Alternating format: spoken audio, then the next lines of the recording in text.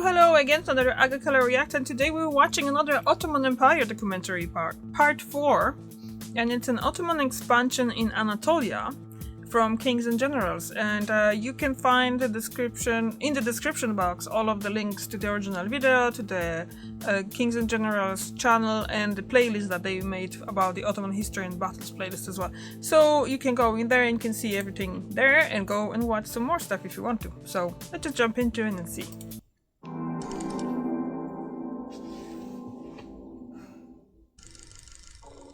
In the last episode of our series on the early history of the Ottoman Empire, we covered how the Ottomans, under the leadership of Sultan Murad I, won a string of victories in the Balkans, and in doing so, secured a foothold in Europe, where the Ottomans would remain for the next 600 years. In this episode, we will explore deeper into the reign of Murad I, with a focus on his other military campaigns in the Balkans, and the beginnings of Ottoman expansion into the region of Anatolia. Hey history fans, as you know, the YouTube algorithm precludes us from releasing more than 3 or 4 videos per week, as the more releases the lower the average views is, which hurts the overall standing of the channel in the search rankings and such. Still, we produce more videos than that and want to give our viewers a chance to watch them. 2 videos per week are now published as YouTube member and Patreon exclusives.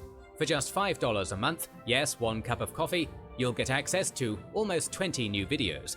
Last week we released the first episodes in our series on the Peloponnesian Wars and the Italian Unification Wars, and fans of Ottoman history will be able to watch a very interesting episode on the Persianization of the Ottoman Empire.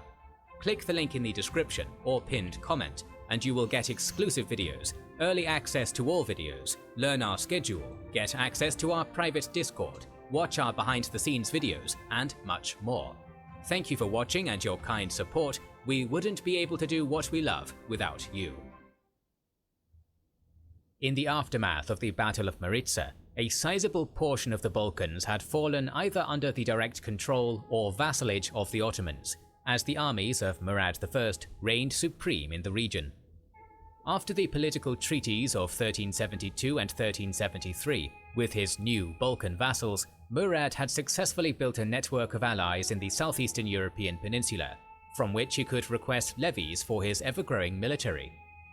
To shore up the loyalty of his newly acquired Balkan vassals, Murad, during the spring of 1373, would request the participation of Byzantine Emperor John V Palaiologos and a portion of his armies in the recent border skirmishes against the Turkic Kandahrid Beylik in Anatolia. Seeing no way to escape his helpless situation, John V appointed his eldest son, Prince Andronikos Palaiologos, to administer the Byzantine capital while he joined the main Ottoman host under Murad in Anatolia. However, upon the departure of his emperor father, the young Byzantine prince, who was discontent with being a vassal of Murad, would conduct a successful palace coup against his family and declare himself emperor. As the Palaiologos dynasty was again in civil war, tensions within the House of Osman would also be boiling. By the time of the Byzantine palace coup, Murad I had 3 sons from his various marriages, the eldest to youngest being Shehzada Bayezid, Shehzada Yakup, and Shehzada Sevgi. Perhaps seeing that he had no real chance of succeeding to the Ottoman throne, the youngest of these sons, Shehzada Sevgi, would mirror Andronikos IV, rebelling against his father and seizing the Ottoman capital city of Bursa, where he declared himself Sultan. Interesting. Hearing the news of their rebellious sons, Murad I and John V would halt their Anatolian campaign and proceed to march their armies against their respective disobedient children. The simultaneous Ottoman-Byzantine civil wars would see Murad first marching on and capturing the city of Bursa in a short siege. However, Sevgi would successfully escape the siege and make his way down to the village of Kite to meet up with the bulk of his newly recruited army. This host consisted primarily of Anatolian Turkomans, displeased with Murad's policy of recruiting new Muslim converts from the Balkans into the Ottoman army. In an engagement near Kite, the numerically superior forces of Murad would defeat the forces of Sevgi, thus capturing the Ottoman prince in the process. Although Murad kindly advised his rebellious son to confess and repent for his guilt for his failed revolt, Sevgi responded to him with cruel and harsh words. which resulted in his blinding and later execution on the orders of his father. Meanwhile, back in Europe, with the help of Ottoman troops, John V forced his usurper son's hand into surrendering the imperial throne after only a 1-month reign. Although Murad implored him to blind his rebellious son, John, in an act of mercy, would instead settle for the imprisonment and partial blinding of Andronikos, thus officially bringing an end to the simultaneous Ottoman-Byzantine civil wars of 1373. However, conflicts in the Palaiologos household would persist into the foreseeable future. Between 1366 and 1369, John V went on a series of European tours to gather military and fiscal support against the recently expanding Ottomans in the Balkans. The desperate Byzantine emperor would first visit the Kingdom of Hungary and seek the support of King Louis I, to no avail. He then made his way west to Rome to meet up with Pope Urban V. Proposing to end the schism between the Western Catholic and Eastern Orthodox churches as a last-ditch way to gather up Western support against the Ottomans, John V converted to Catholicism in St. Peter's Basilica and recognized the Pope as the supreme head of the church. However, on his journey back home to Constantinople, the Byzantine emperor was detained by Venetians, to whom he was in serious debt. The Venetians forced him to concede the island of Tenedos, a strategic island near the mouth of the Dardanelles. However, this action would place the Byzantine emperor in the middle of the Venetian-Genoese rivalry over the hegemony of the Mediterranean, which would strain both crucial maritime trading cities' relationship with Constantinople. After years of failed promises from the West, being surrounded by the armies of Murad, and facing economic strains at home, the Orthodox populace of Constantinople had begun to feel alienated by their now Catholic monarch. During the March of 1376, 10 Venetian ships had arrived at the gates of Constantinople to conclude the long-awaited annexation of Tenedos in return for paying the emperor 30,000 ducats in cash, as well as returning the prestigious Byzantine crown jewels, which were given to the Doge back in 1343 by Emperor John's late mother to secure finances during a previous Byzantine civil war. Hearing the news of their rivals' recent actions to acquire Tenedos, the Genoese, based in their colony in Galata near Constantinople, would engineer the escape of Andronikos from prison and whisk the former emperor over to Galata. After hearing the news of Andronikos' escape, Sultan Murad decided to play factions in Constantinople off one another. First, the Sultan lent a cavalry force to the escapee Byzantine emperor to overthrow his father. During a short summer siege, Andronikos IV's forces would storm into Constantinople and imprison John V and his second eldest son and co-emperor Manuel in the dungeons of the Tower of Animes. As a reward for their assistance in reclaiming his throne, Andronikos would award the Genoese the disputed island of Tenedos, and the Ottomans the peninsula of Gallipoli, which Murad had lost during the Savoyard Crusade back in 1367. Interesting.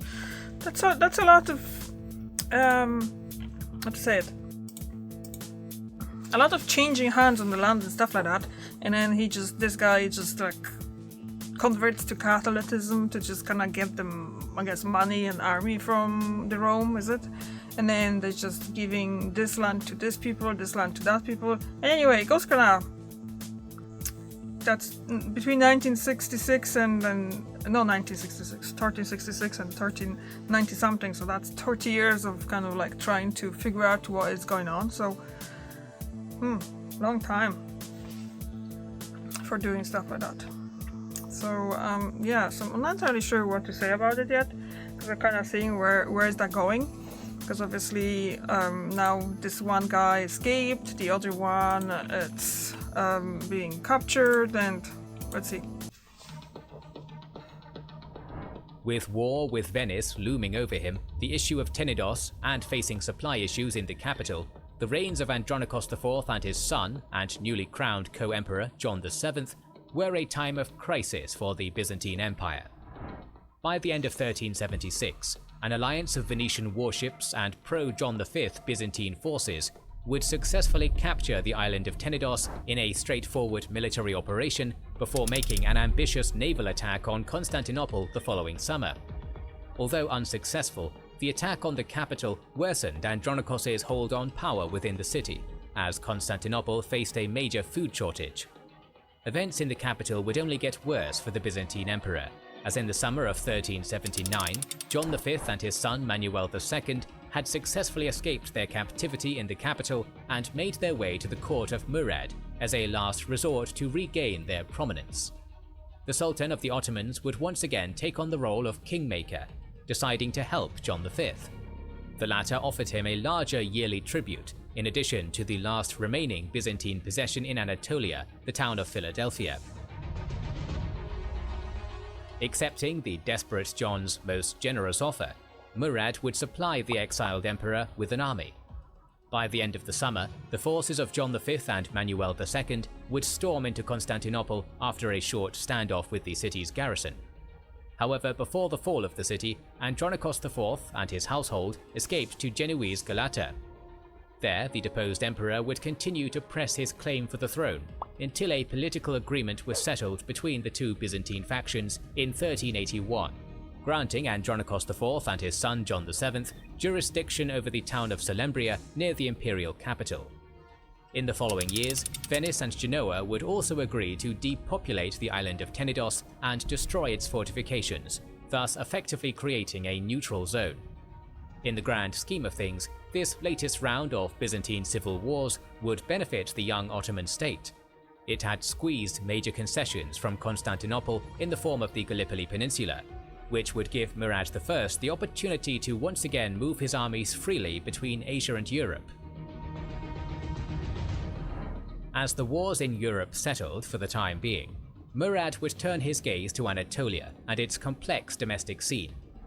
Ever since the fall of the Sultanate of Rum at the beginning of the century, the region of Anatolia had been ruled by a collection of Turkic beyliks, ranging from the Aegean coast to the west all the way to the Taurus Mountains to the east. Although border skirmishes between states were quite common, a new informal political consensus was formed in Anatolia by these various Turkic beyliks during the century, which assured a steady peace between their ruling families. Initially, the Ottomans were merely one of these petty beyliks among many, but by the reign of Murad I, this was no longer the case. As they now owned large swaths of territories in Europe, the sons of Osman had become the most prestigious Turkic noble family in the region. By the start of the 1370s, the Karamanid Beylik, who saw themselves as the inheritors of the Sultanate of Rum from their former Seljuk capital of Konya, had begun a series of military operations against their weaker neighbors, the Umayyanid, Hamidid, and Aretnid Beyliks. Seeing an opportunity to make gains in Anatolia without disrupting the informal political consensus of the region, Murad opted to marry his eldest son, Shahzada Bayezid, to the daughter of the Bey of the Umayyanid Beylik as part of a pact of friendship. As a dowry from his daughter to the Ottomans, the Umayyanid ruler, Suleiman Bey, would also offer Murad the towns of Kütahya, Tavşanlı, Emit, and Simav. In addition to creating a steady relationship with the region's most powerful ruler of the Turkic states, Suleiman Bey also gained a physical buffer in the form of the Ottomans against his openly hostile neighbor to the east. During the large wedding reception in Bursa, Murad and his household would be greeted by the major Turkic noble families of Anatolia, many of which sought protection from the Ottoman ruler against the Karamanids. For example, the Bey of the Hamidids, Hüseyin Bey, would also offer Murad the towns of Akşehir, Yalvaç, Beyşehir, Seydişehir, and Isparta in exchange for 80,000 gold ducats and protection from the Karamanids, which the Ottoman leader eagerly accepted. Overnight, the Ottomans would become the guarantors of peace in western Anatolia, as Murad's domains now split off the region from the Karamanids. Still wishing to keep the peace in Anatolia, Murad I would offer his daughter's hand to the leader of the Karamanids, Alauddin Ali Bey. Securing peace in Anatolia for the time being, Murad would once again turn his attention to Europe, as he planned to expand his rule further into the Balkans. Justified or not, Murad believed that his network of vassals in the region was plotting against him, and that they were too weak to provide for his armies. Whether or not Bulgarian Tsar Ivan Shishman was still loyal to Murad as his vassal did not matter, for during 1381, Ottoman raids into Bulgaria were resumed by local Ottoman border lords. This raiding snowballed into a full-scale war between Edirne and Tarnovo. After that, Murad I personally led an Ottoman army into Shishman's territories, defeating his forces near the town of Zlatitsa, before ordering his much-trusted tutor Lala Shahin Pasha to besiege the major Bulgarian city of Sofia. Moreover, after the Byzantine emperor's son and co-monarch Manuel II seized the city of Thessaloniki to gather up support in the region and lead a resistance against the Ottomans, the city was put under siege in 1383 by the forces of Grand Vizier Jandali Halil Pasha the Elder. After a lengthy siege, Sofia's garrison surrendered to Ottoman forces in 1385, and another wave of Turkic migrants from Anatolia made their way into the region. It would be after this military campaign that the first Ottoman timars, military fiefdoms, were distributed in the Balkans, thus paving the way for creating a Balkan military class within the Ottoman government. Ottoman successes on the battlefield would continue in 1387, when the city of Thessaloniki fell to the forces of the Ottoman Grand Vizier, thus depriving John V of his second largest city. In addition to major cities in the Balkans falling to Ottoman rule, Murad's armies pushed into modern-day Serbia and Albania, capturing Niš in 1386. An Albanian army was defeated at the Battle of Savra in 1385, and the Ottomans temporarily occupied the towns of Kruja, Berat, and Ulcini, and permanently the town of Kastoria. However, during this period, the Sultan faced his first military roadblock, as the newly formed Principality of Moravian Serbia became the center for resistance in the Balkans against his rule. Born from the ashes of the former Serbian Empire, Moravian Serbia, led by its prince Lazar Hrebeljanović, had become the strongest of the petty Serbian successor states in the region. With acquiring the domains of his fellow Serbian lords, Vuk Branković and Nikola Altamanović, Lazar looked poised to construct a Balkan coalition to push the Ottomans back to Anatolia. He had already defeated a major Ottoman raiding party during the Battle of Dubrovnica during the winter of 1381. However, after the sudden fall of Niš, the Serbian prince, perhaps in an attempt to buy time for the formation of his coalition, concluded a temporary deal with Murad, which would see him supply the Sultan's armies with 2,000 of his troops and begin paying tribute to Edirne. After multiple years of successful European campaigns, Murad's recently established peace in Anatolia slowly fell apart. The relatively sudden rise of Ottoman hegemony had seen the political scene in the region steadily become unstable, as minor Turkic beys sought to play off the Ottomans against the number 2 power in the area, the Karamanids. Since the dynastic marriages of 1381, the political borders of Anatolia had not changed, except for the eastern quadrant of the Kandarid Beylik, whose beys declared for Murad in 1384. However, the steady peace would be broken in 1386, when Alaeddin Ali Bey began his invasion of western Anatolia by capturing the Ottoman town of Beyshehir. Hearing the news of his treacherous son-in-law, Murad called forth his banners and formally declared war against the Karamanids. Accompanied by his 2 sons, Bayezid and Yakub, the Ottoman forces of Kara Timurtash Pasha, a contingent of vassal troops from Constantinople led by John V, and forces from his Serbian vassals, Murad now had a grand army numbering around 40 to 70,000 men. That's a big army. In command of the largest Ottoman force ever, Murad wintered with his troops in Bursa before marching on the Karamanid capital of Konya during the spring of 1387. The forces of Alaeddin Ali and Murad I would meet on the Konya plain near the Karamanid capital itself. Murad I and his retinue of Kapikulu soldiers were positioned in the middle of the Ottoman battle line, alongside the forces of Timurtash Pasha. At the same time, his sons Bayezid and Yakub led the left and right flanks, accompanied by Serbian and Byzantine vassal troops and Ottoman cavalry. The following engagement, which would later be known as the Battle of Frankazizi, would begin with a general Ottoman charge on the disorganized and ill-disciplined forces of the Karamanid Bey. Within minutes, the Karamanid lines would break from the weight of the Ottoman charge, and a full-scale Karamanid rout was underway. Easily routing the Karamanid army, Murad stormed into the Karamanid capital city of Konya, where his son-in-law had locked himself with his household in the city's fortress. The now disgraced and defeated Alaaddin Ali Bey called forth his Ottoman wife, Melek Hatun, to negotiate with her father to ask for forgiveness for his actions. After much pleading from his daughter, Murad reluctantly pardoned the Karamanid Bey and returned to Bursa after collecting his war concessions from Konya. In a single military campaign, the sons of Osman had showcased to the rest of Anatolia that they were the new premier power of the region.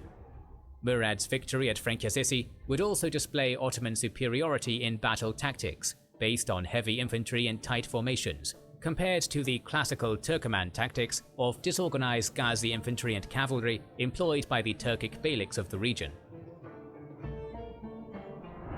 As Sultan Murad I and his forces reigned supreme in Anatolia, a new threat in the Balkans in the form of a certain enthusiastic Serbian prince would arise in the region. In the next episode, we will go over the last years of Murad's reign and his wars of expansion in the Balkans, resulting in the infamous climax during the Battle of Kosovo.